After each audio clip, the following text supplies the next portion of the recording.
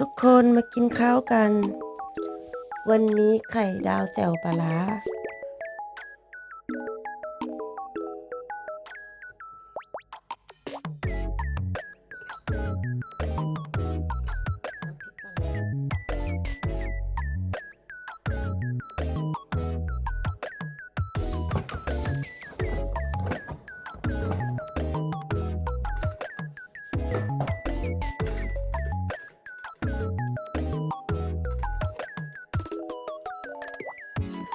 ไปกระเทียมหมูทอดไข่ดาวแจ่วปลาร้า